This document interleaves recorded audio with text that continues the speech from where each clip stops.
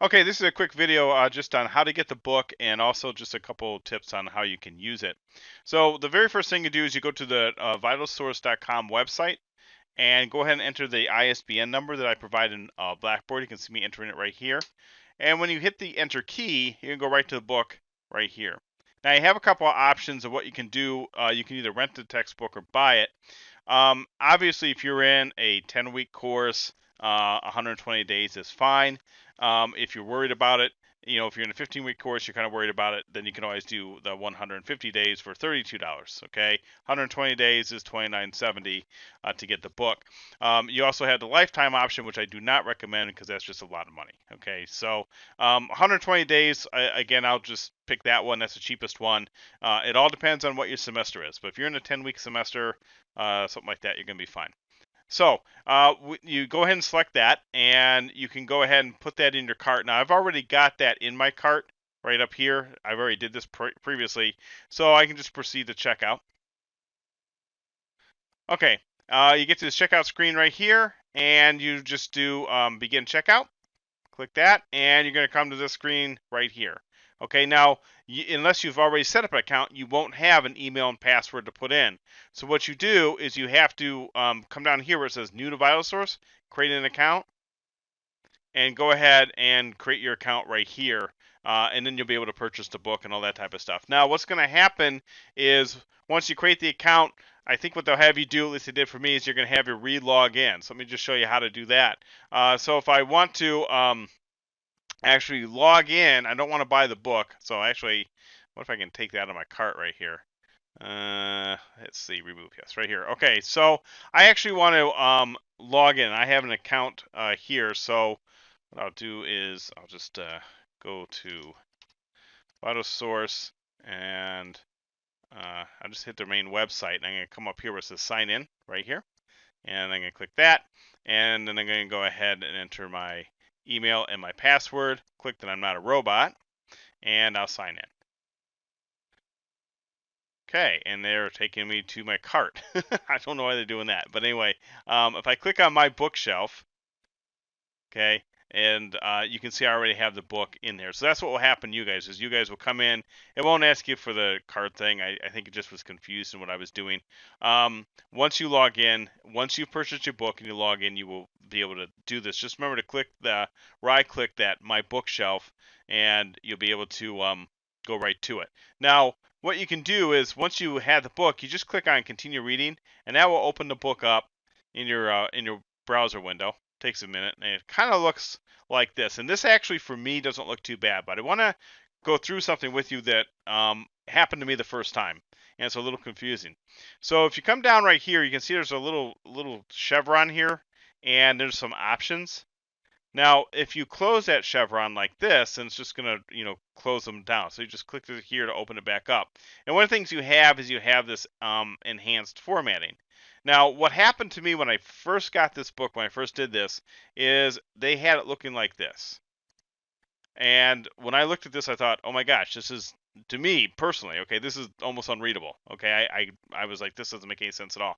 But I didn't know about that. So when I discovered that, it made it a lot easier. So the first thing that I did, and it depends on what works for you, but I basically did every other line, and that actually looked a lot better just that alone. And I just threw a sans serif font in there, made it a little bit bigger. But that's me. Okay, so this may be too big of print for you. That's perfectly fine. But I wanted to make sure you understood that you can do that. You can also adjust your margin right here, so you can make it a little bit narrower, or you can go to the full size. So just so you know, those are available to you down here, so don't forget about that. Also, if you have a table of contents, you can minimize it, get more screen real estate, or you click on it again, and it comes back. So that's actually another good thing too. The chapters are all right here, and then you just click on, say, Chapter 1, click Chapter 1.1, takes you right to it. You also have an option to do notes, which is kind of nice, and this is very similar to how most of these online books work, so this is really nothing new. But if you say highlight this area right here, and it comes up, and you can say, my added note. So say you want to add some note about that, and you just click down here where it will go ahead and highlight that and add a note for you. You can also do it in yellow if you want to. Well, what's really nice about this is, say I'm sitting down here on 1.4 somewhere, and I want to go back to my note. Well, I can basically come right here, and you can see there's my note, my added note, and all my notes would be here. And I can just click on that one. It'll take me right back to it. Now, if I want to get rid of the note, I can just click on the little icon and click on the X and click delete.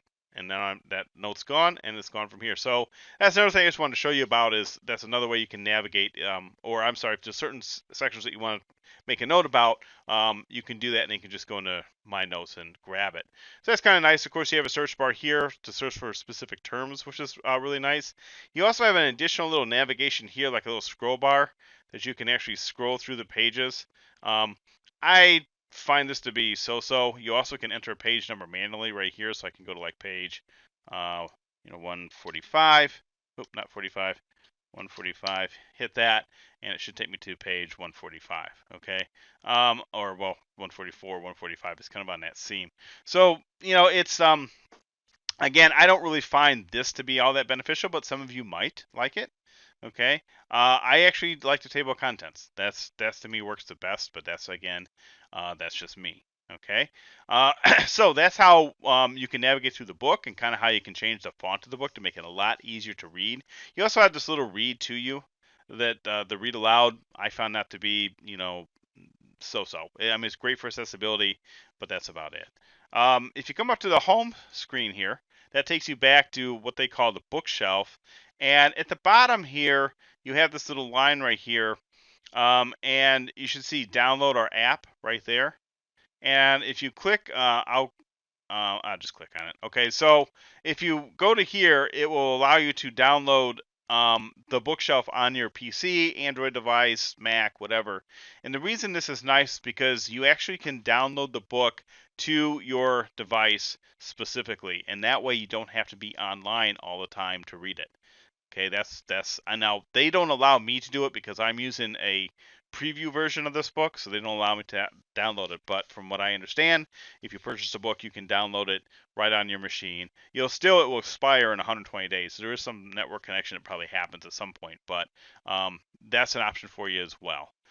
I wish I could show you too. I can't show you that. So that again is coming right off the bookshelf. So that's just kind of a little gist on how to get the book. It's actually pretty easy, and also a couple ways that you can adjust the fonts of the book. Because again, when you first get it, it may not be all that nice to read, but just adjust the fonts and you'll be fine. Okay, that's it.